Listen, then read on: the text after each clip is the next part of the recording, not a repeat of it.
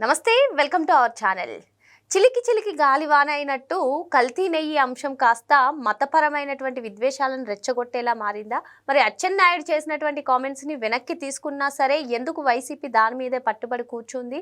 మరి మోషన్ రాజు గారి గురించి కూడా ప్రస్తుతం సోషల్ మీడియాలో కొన్ని పోస్టులు అయితే కోడై కూస్తున్నాయి. అసలు ఈ పరిణామాన్ని ఏ విధంగా చూడాలి తెలుసుకునే ప్రయత్నం చేద్దాం. దీన్ని విశ్లేషించడానికి మనతో పాటుగా ఉన్నారు సీనియర్ జర్నలిస్ట్ డివి శ్రీనివాస్ గారు. నమస్తే సార్. నమస్తే సార్, కల్తీ నెయ్యి ప్రస్తావన మండలిలో వస్తుంది అనగానే అసలు వైసీపీ సభ్యులందరూ కూడా ఏ విధంగా రసాభాస చేస్తున్నారో మనం చూస్తున్నాం. మరి అచ్చెన్నాయుడు గారు చేసినటువంటి కామెంట్స్ని పట్టుకునే వైసీపీ రాజకీయం చేయడం కానివ్వండి, కల్తీ నెయ్యి అంశం నుంచి ఇటు మతపరమైనటువంటి అంశం వరకు కూడా ఈ కల్తీ నెయ్యి కేసు రావడం, వారు మాట్లాడుకోవడం, ఈరోజు సోషల్ మీడియాలో పోస్టులు తెగ వైరల్ అవ్వడం, ఈ పరిణామాన్ని ఎలా చూడాలంటారు? ఇప్పుడు అచ్చెన్నాయుడు వ్యాఖ్యలు మోషన్ రాజు గారికి ఏం బాధ కలిగించినాయో లేదో కానీ జగన్మోహన్ రెడ్డికి ఎక్కువ బాధ కలిగించాయా? ఇప్పుడు మోషన్ రాజు గారికి ఆయన వ్యాఖ్యలు ఉపసంహరించుకున్నాడు, క్షమాపణ కూడా చెప్పినట్టున్నాడు. మోషన్ రాజు గారు ఓకే, ఆయన చర్చ కొనసాగించమన్నాడు, ఆయనకేం ఫీలింగ్స్ లేవు. కానీ వైసీపీ ఎమ్మెల్సీలు వెల్లలోకి వెళ్ళిపోతారు, పోడియం చుట్టుముడతారు, అసలు ఆనం రామనారాయణ మెడ్డు మీదకి దొమ్మీగలుగుతారు. మంత్రి, సుదీర్ఘ అనుభవం ఉన్నటువంటి వ్యక్తి, దేవాదాయ శాఖ మంత్రి, అసలు ఆనం కుటుంబానికి నెల్లూరు జిల్లాలో ఉన్న పేరు ప్రతిష్ట, ఆయన మీదకి ఎగబడి వెళ్తే ఆయన రెడీ తెలుసుకుందాం రండి అన్నాడు. అంటే అసలు వీళ్ళు ఇప్పుడు ఒకటి అచ్చెన్నాయుడు ఏమన్నాడు, అధ్యక్ష తమరు కూడా క్రిస్టియన్ అనుకుంటా, నాకు తెలిసి జగన్మోహన్ రెడ్డి క్రిస్టియన్ అంటూ బిగిన్ చేశాడు. వెంటనే ఆయన అభ్యంతరం చెప్పాడు, కొంచెం సీరియస్ అయ్యాడు. ఎవరు? మోషన్ రాజు కూడా. ఎందుకంటే అమ్మా, motion Raju son of Mariyamma. ఇప్పుడు ఆయన గతంలో కూడా ఆయన ఎవరెవరో 2 మంది ఇంటర్వ్యూలు చేశారు. ఇప్పుడు మీరు సోషల్ మీడియాలో అవి కూడా వైరల్ అవుతున్నాయి. ఏమంటే మరి మీ అమ్మ పేరు మరియమ్మ, మీ పేరు మోషన్ రాజు, మీరు క్రిస్టియన్నా? వాళ్ళే అడిగారు. అచ్చెన్నాయుడు కూడా అలాగే అనుకున్నారు. ఆయన కాదని చెప్పాడు, ఈయన క్లారిటీ ఇచ్చాడు. క్షమాపణ చెబితే వాళ్ళు ఏమంటారు, జగన్మోహన్ రెడ్డి కూడా మీరు క్షమాపణ చెప్పాలి అంటాడు. ఒక జగన్మోహన్ రెడ్డికేనా, విజయమ్మ కొద్దా, బ్రదర్ అనిల్ కుమార్ కొద్దా? అంటే ఇప్పుడు ఒకటి క్షమాపణ జగన్మోహన్ రెడ్డి అయినా సరే చెప్పమనండి, నేను హిందూ క్రిస్టియన్ కాదు అని ఇప్పుడు మోషన్ రాజు గారు ఎలా అయితే చెప్పారో అట్లాగే జగన్ కనుక చెప్తే క్షమాపణ చెప్తా. లేదు రివర్స్, ఏమని, నేను క్రిస్టియన్ హిందువు కాదు అని చెప్పమనండి. ఆయన క్లారిటీ ఇవాళ అచ్చెన్నాయుడు కాదు, లేదు తెలుగుదేశం పార్టీ కూటమి వీళ్ళు ఒక్కళ్ళే కాదమ్మా, ఇవాళ జనం అంతా కోరుకుంటున్నారు ఈ స్పష్టత. జగన్మోహన్ రెడ్డి మీరే మతస్థులు. అసలు మండలిలో కూడా సార్ పయ్యావుల కేశవ్ గారు కానివ్వండి, అచ్చెన్నాయుడు గారు కానివ్వండి, అసలు హిందువుల పైన గౌరవం లేనే లేదు జగన్ గారికి అని చెప్పి వాళ్ళు అంటున్నారు. అసలు జగన్ గారి గురించి చేసినటువంటి కామెంట్స్ నేను వెనక్కి తీసుకునే ప్రసక్తే లేదని చెప్పి అచ్చెన్నాయుడు గారు అంటున్నారు. ఏంటి అసలు ఎలా చూడాలి? అసలు జగన్మోహన్ రెడ్డి గారేమో తిరుమల కల్తీ నెయ్యి గురించి మాట్లాడగానే అసలు మాది వైసీపీ పాత్రే లేదని వాళ్ళు చెప్తుంటారు, మండలిలో చర్చ జరగనివ్వరు. ఈ పరిణామాన్ని ఎలా చూడాలంటారు? హిందువులంటే గౌరవం కాదమ్మా, అసలు ఎవరి మీద గౌరవం ఉంది చెప్పు?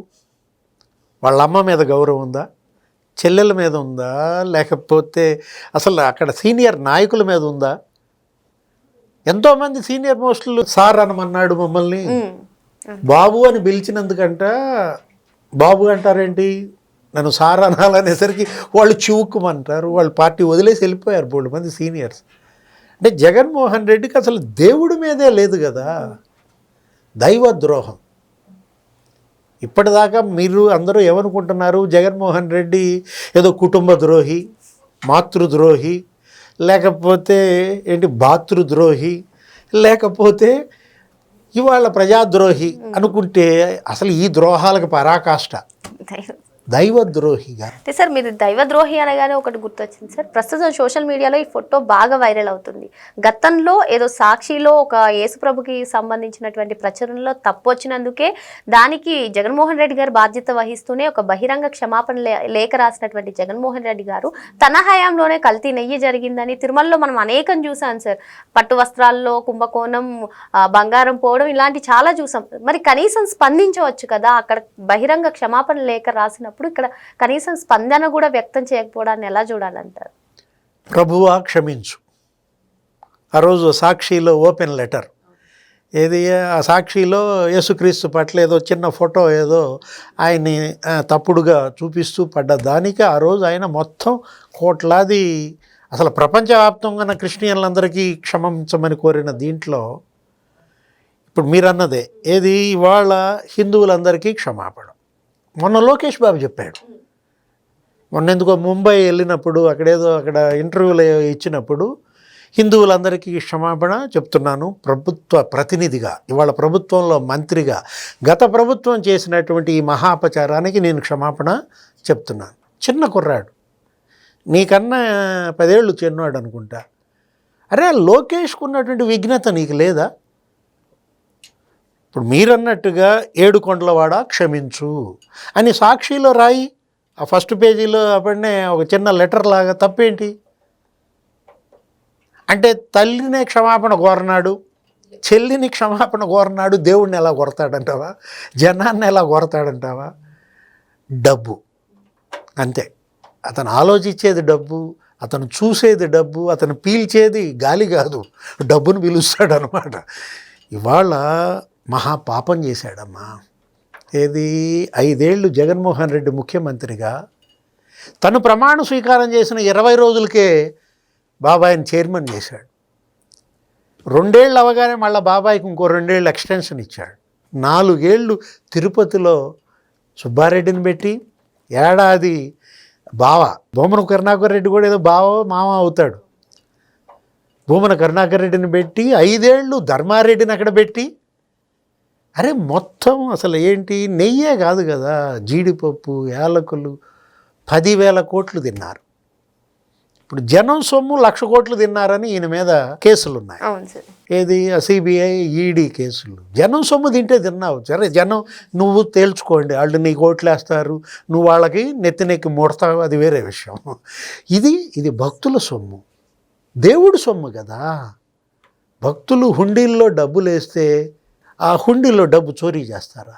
ఆ చోరీ చేసిన వాడిని రక్షించడం కోసం మళ్ళీ ఆడ ఆస్తులని మీరు రాంచుకుంటారా? హంతకుల్ని కాపాడతాడు, దొంగల్ని కాపాడతాడు. ఆ చిన్న నేరమే కదా అనేదాన్ని, చిన్న దొంగతనమే కదా అనేదాన్ని. చిన్న చోరీ. పరకామణి కేసులో ఇవాళ నెయ్యి కేసులో సుబ్బారెడ్డి అరెస్ట్ తప్పదు, పరకామణి కేసులో భూమన కరుణాకర్ రెడ్డి అరెస్టు తప్పదు. ఆ అరెస్టుల నుంచి తప్పించుకోవటం కోసం లేదు, ఇక హిందువులు ఎవరు ఓట్లు వేయరు, ఎట్లాగొట్లా వాళ్ళ కళ్ళు గప్పాలి, అందుకు ఈ నాటకం కౌన్సిల్నే వేదికగా చేసుకోవటం. అంటే కౌన్సిల్లో సాక్ష్యాధారాలు అన్నీ కూడా బయట పెట్టినప్పటికీ బుకాయించడం, పోడియం వద్ద రచ్చరచ్చ చేయడం, ఇదన్నిటినీ కూడా అంటే ఇప్పుడు మొత్తం అన్నీ కూడా ఓట్ల కోసమే అంటారా సార్? అతను ఎవరు? ఆ తూమాటి మాధవరావు. ఇంకొక ఆయన ఎవరు? చంద్రశేఖర్ రెడ్డి, లేకపోతే వరుడు కళ్యాణి. కల్తీ జరగలేదంటున్నారు. కల్తీ చేసినాడేమో, నేను కల్తీ చేశానని ఒప్పుకున్నాడు. ఎవరు? వైవి సుబ్బారెడ్డి సార్. వైవి సుబ్బారెడ్డి, భూమన కరుణాకర్ రెడ్డి కూడా కల్తీ జరిగింది అని సుబ్బారెడ్డే చెప్తున్నాడు. ఏంటి, పలానా పామ్ ఆయిల్ ఇవన్నీ రసాయనాలు కలిపారు, కల్తీ చేశారు, నాకు సంబంధం లేదు, అధికారులు చేశారు అన్నాడు. ఇప్పుడు విజయసాయిరెడ్డి గనక లిక్కర్ కేసు కర్త కర్మ క్రియ బట్టెబాజ్ ఎవరు? కేసిరెడ్డి రాజ్, జగన్కి ఏం సంబంధం లేదు అని సాయిరెడ్డి ఎలా అయితే చెప్పాడో, ఇతనేమంటాడు మాధవరావు, అది అసలు కల్తీ నెయ్యి కాదు, అది నాణ్యత లేని నెయ్యి అంటాడు. ఏంటి ఆ పదం? నాణ్యత లేని నెయ్యి అంట. అంటే చూసావా, దొంగ దొరికిన తర్వాత అసలు ఎన్ని ఎత్తులు వేస్తున్నాడో తప్పించుకోవాలని, పారిపోవాలని. అసలు నెయ్యే కాదు అంటుంటే వీళ్ళు నాణ్యత లేని నెయ్యి అంటున్నారు. కల్తీ జరిగిందని ఆయన ఒప్పుకుంటే సుబ్బారెడ్డి ఇతను కల్తీ జరగలేదంటాడు. జగన్మోహన్ రెడ్డి ప్రెస్ మీట్ పెట్టి మా బాబాయ్ సూపర్ స్వామి అంటాడు. సూపర్ దొంగ. ఎవరు వీళ్ళు? సూపర్ స్వాములు కాదు, వీళ్ళు స్వామికే నామాలు పెట్టారు, పంగనామాలు పెట్టారు. వీళ్ళని అసలు క్షమించవచ్చా? హిందూ సమాజం ఇవాళ దుమ్మెత్తి పోస్తోంది, నిప్పులు కురిపిస్తోంది.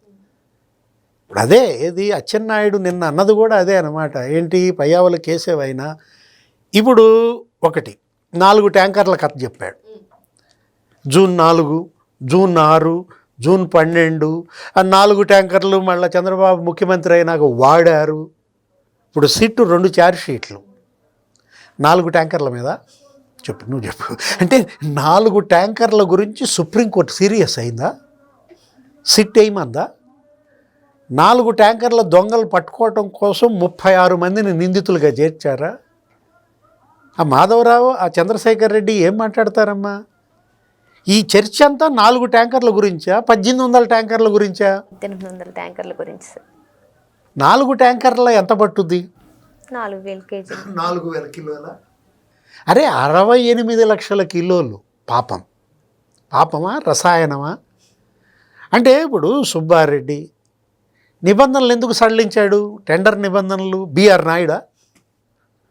ఆ టెండర్ నిబంధనలు సడలించింది సుబ్బారెడ్డి కాదు, బిఆర్ నాయుడే అని చెప్పండి. వీళ్ళు అలా చెప్పినా కూడా చెబుతారు. అంటే జనం అంటే అంత చులకన. మేమేం చెప్పినా నమ్మే జనం ఉన్నారు, పిచ్చోళ్ళు. 4 లక్షల లీటర్లు పాల సేకరణ సామర్థ్యం డైరీకి ఉండాలి, అది ఎత్తి పారేశావు. 250 కోట్లది 150 కోట్లు చేశావు. 3 ఏళ్ల అనుభవాన్ని ఏడాది చేశావు. సంతకం ఎవరిది? సుబ్బారెడ్డి. ఎప్పుడు చేసిన తీర్మానం?